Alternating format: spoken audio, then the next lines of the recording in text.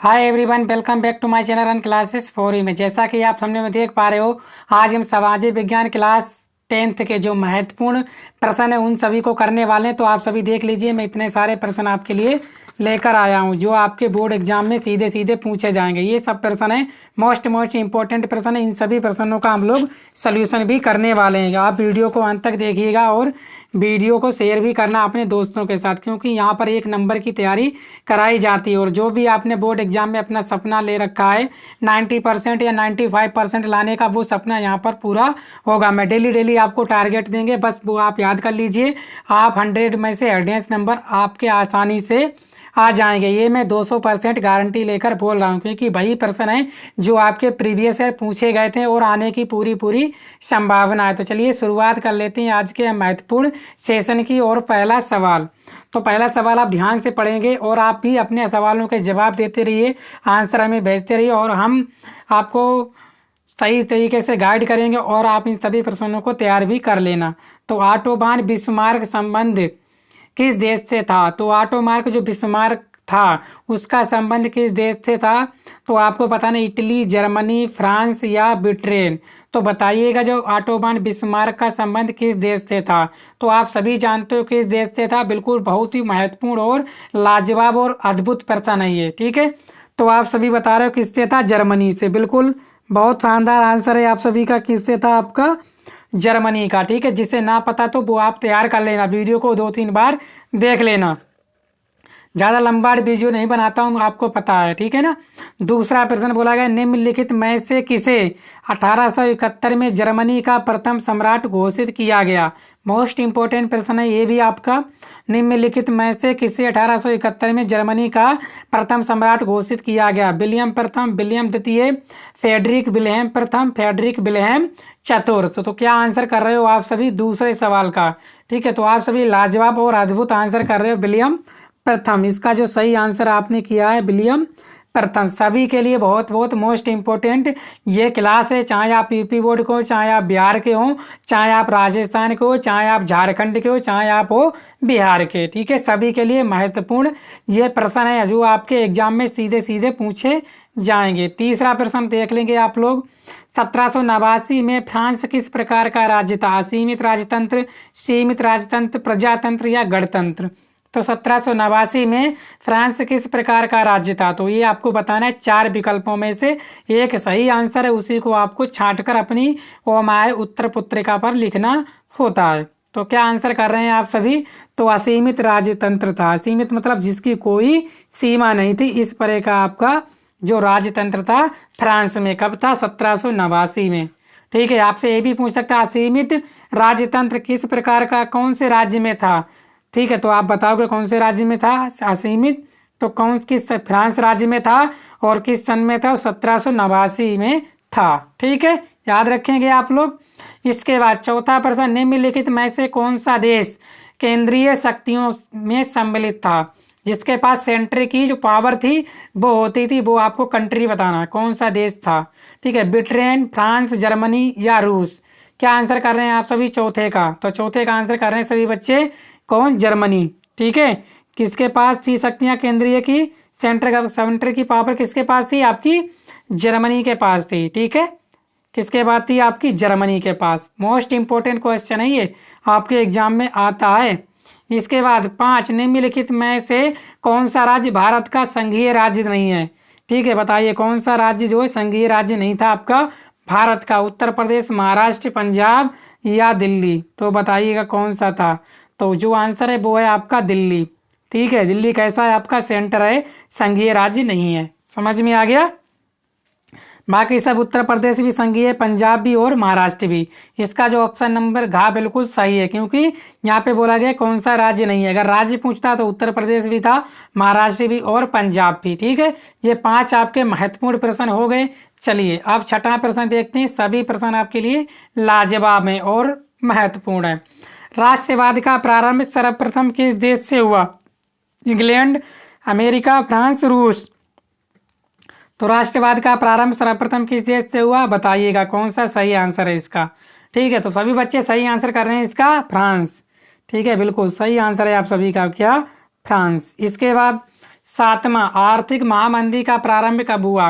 1928, 1929, 1930, 1932।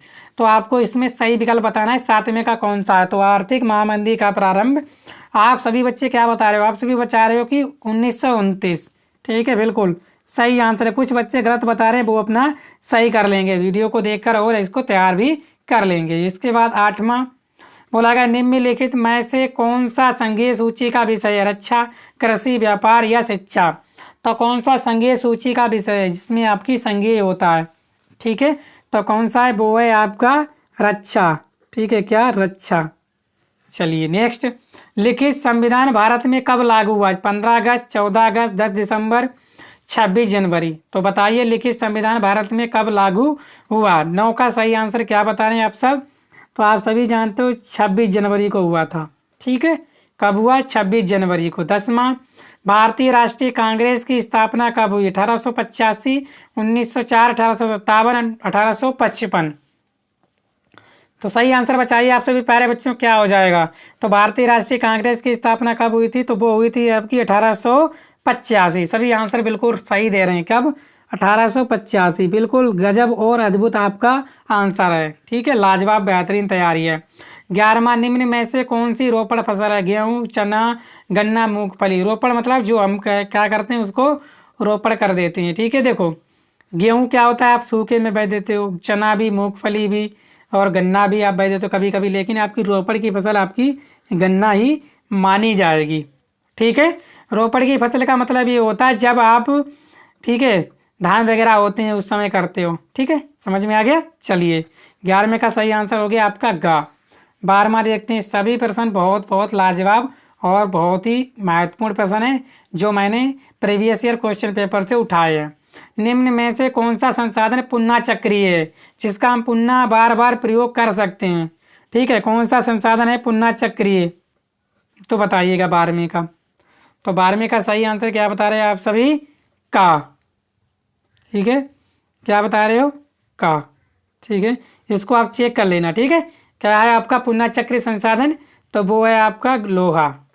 ठीक है, चलिए नेक्स्ट, कोरबा प्रसिद्ध है प्राकृतिक गैस के लिए, कोयला के लिए, सौर ऊर्जा के लिए, बॉक्साइट के लिए। तो कोरबा, कोरबा मतलब को मतलब क्या होगा? कोयला। ठीक है, तो ऑप्शन नंबर खा क्या हो गया? सही आंसर हो गया। कोरबा प्रसिद्ध है कोयला के लिए। ये ट्रिक है, याद रखना। को का मतलब क्या हो जाएगा? कोयला। ये हो गई आपकी ट्रिक, लाजवाब ट्रिक है। निम्न में कौन सी रेशेदार, जिसमें रेशा हो, कपास, जूट, प्राकृतिक गैस, इनमें से सभी। तो कौन सी रेशेदार फसल है? ठीक है, तो रेशेदार फसल आपको बतानी है, कौन सी रेशेदार फसल है। ठीक है, ये प्राकृतिक गैस वाला हमें लग रहा है विकल्प नहीं होना चाहिए, है कि नहीं? तो बताइएगा कौन सी रेशेदार फसल है। तो कपास भी है आपकी, और क्या है आपकी? जूट भी है, और यहाँ पे अगर क्या आ जाए? जो। ठीक है, तो ये भी होती है। तो ऑप्शन नंबर घा इसका सही आंसर हो जाएगा। ठीक है, चलिए जौ को ही बोलते होंगे हमें लग रहा है जूट, है कि नहीं? तो आप सही आंसर बताना। ठीक है, मैं बताता हूँ यहाँ पे क्या क्या था। ठीक है, 1 मिनट। ठीक है दोस्तों, देखो प्राकृतिक यहाँ पे था आपका रेशम। ठीक है, क्या था? रेशम। याद रखेंगे क्या था? रेशम। प्राकृतिक गैस लिख गया धोखे से, सॉरी।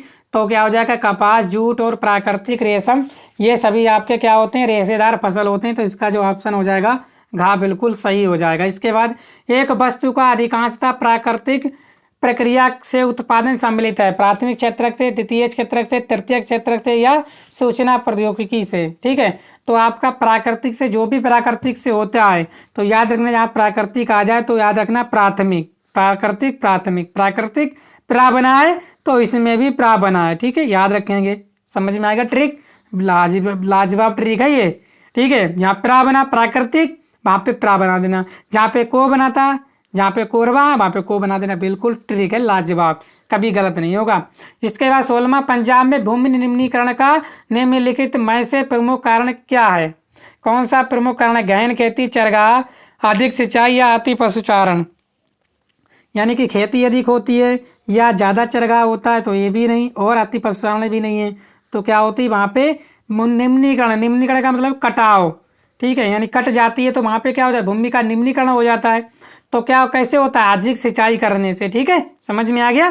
बिल्कुल सही आंसर किया आप सभी ने। निम्न में से कौन सा व्यक्तिगत संसाधन है? बागान, चरगाह, भूमि या खनिज संसाधन? तो व्यक्तिगत संसाधन बताना है आपको 70 में का। क्या हो जाएगा? ठीक है, तो आप सभी बता रहे हो कि भूमि। ठीक है, व्यक्तिगत यानी जो व्यक्ति से संबंधित है वो क्या है आपका? भूमि। ठीक है, क्लियर। चलिए 18वां प्रश्न देखते हैं हम लोग। बोला गया हेमेटाइट का संबंध किस खनिज से? तांबा, बॉक्साइट, सोना, लौह अयस्क। तो बताइएगा हेमेटाइट का संबंध।